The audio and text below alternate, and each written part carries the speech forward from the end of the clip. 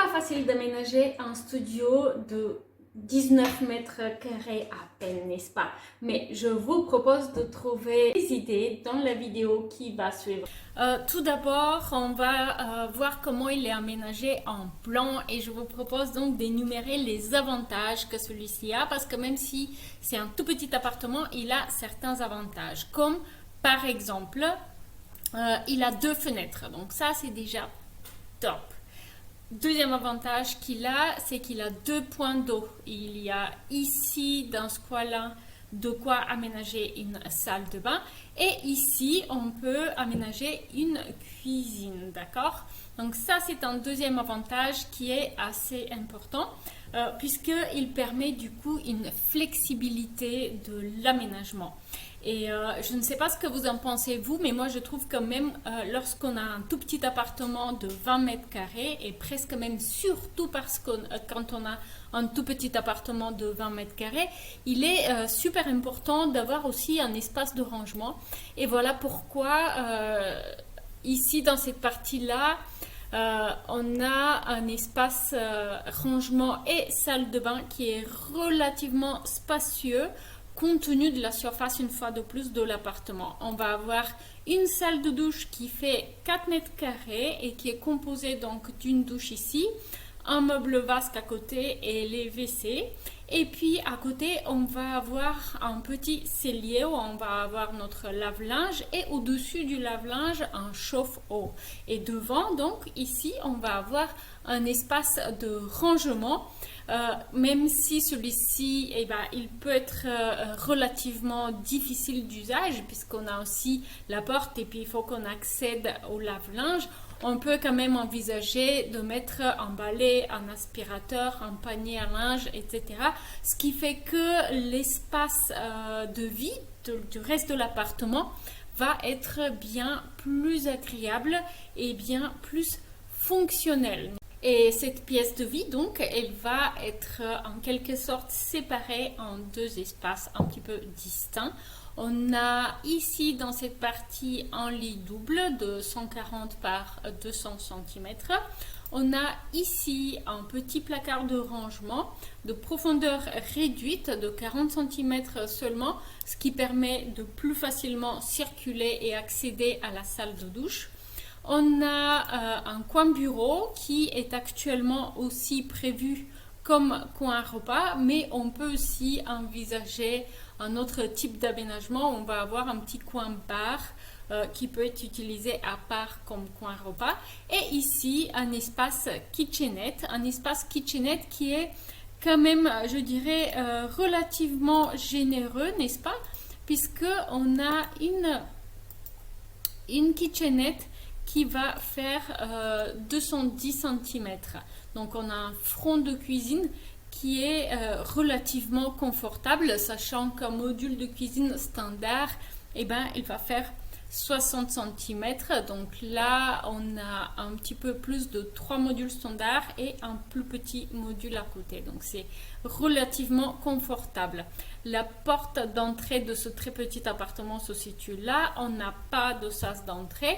Voilà pourquoi ici, un meuble de séparation de l'espace va permettre de ne pas avoir directement la vue sur le lit. C'est un meuble en bois qui, dans sa partie basse, va avoir un tiroir qui s'ouvre vers l'entrée, ce qui permet d'avoir un placard de rangement pour les chaussures notamment. Et au-dessus, on va avoir une claustra en bois, mais je vous propose de voir cela avec plus de détails pour mieux comprendre comment cela fonctionne dans une petite visualisation 3D que j'ai préparée pour mieux voir comment cela fonctionne. Ce qui vous plaît le plus dans cette option d'aménagement de petit appartement, n'hésitez pas à commenter dans la description.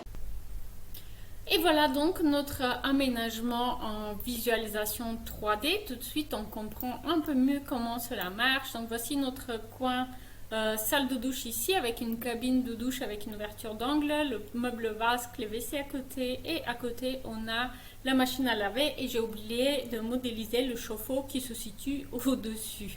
Alors, compte tenu du fait qu'on a 2 fenêtres dans ce studio, c'est un petit peu dommage évidemment de consacrer une de ces deux fenêtres à la salle d'eau. Mais compte tenu de leur emplacement, c'est un petit peu inévitable. Et voilà pourquoi j'étais d'abord tentée de mettre ici une verrière au-dessus du lit.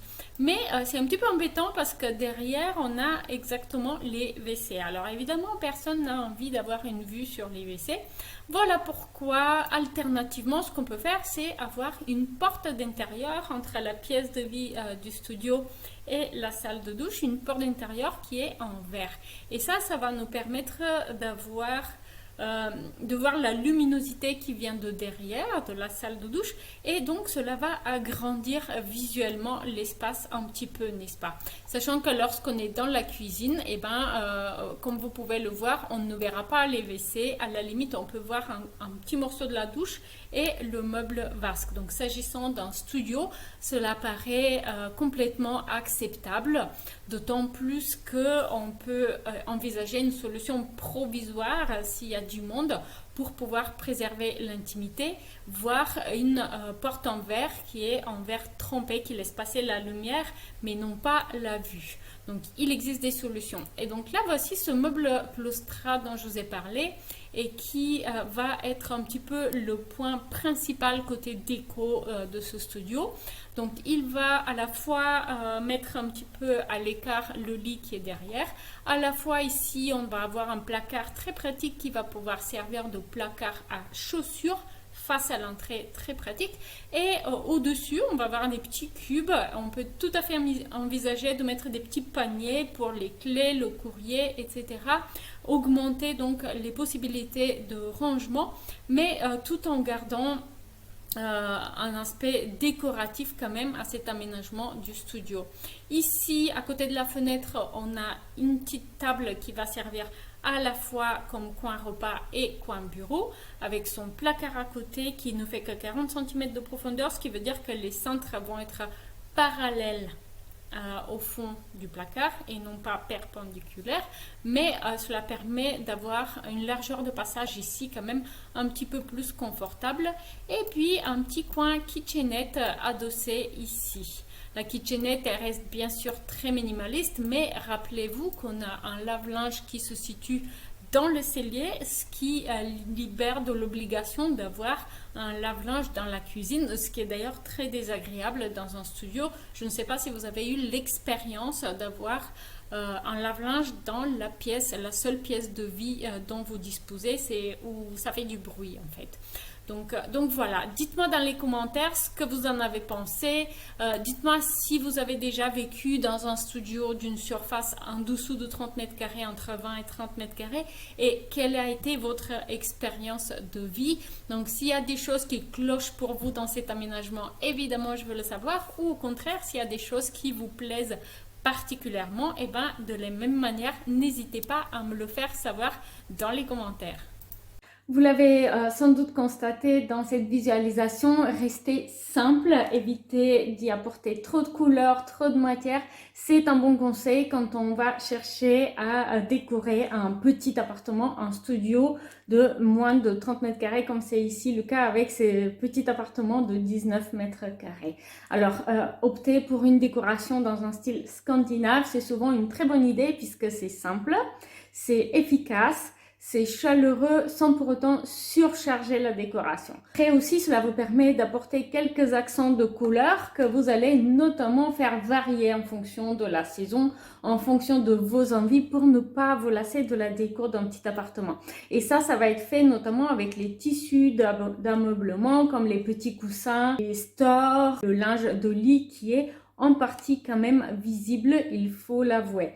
Donc, optez pour une déco simple, ne surchargez pas et apportez une ambiance lumineuse et chaleureuse. Si vous avez besoin d'un coup de main pour aménager un appartement de 19 mètres carrés ou un peu plus, n'hésitez pas à me contacter, le lien est dans la description de la vidéo. Si vous voulez trouver vos idées de plans, mettre sur papier vos idées vous-même, n'hésitez pas à aller consulter le guide de l'aménagement d'intérieur. Le lien il est dans la description aussi. Il est fourni également avec une feuille de calcul qui permet d'estimer le prix prévisionnel de vos travaux de rénovation de petit appartement. Merci pour ces quelques minutes que vous venez de passer avec moi. Si vous avez aimé la vidéo, donnez-moi un petit peu de pouce bleu, abonnez-vous à la chaîne. N'hésitez pas à me dire dans les commentaires qu'est-ce que vous avez aimé et qu'est-ce que vous avez moins aimé sur cette proposition d'aménagement de très petit appartement de 20 mètres carrés environ. Merci pour ces quelques minutes et je vous dis à très vite en ligne. Salut!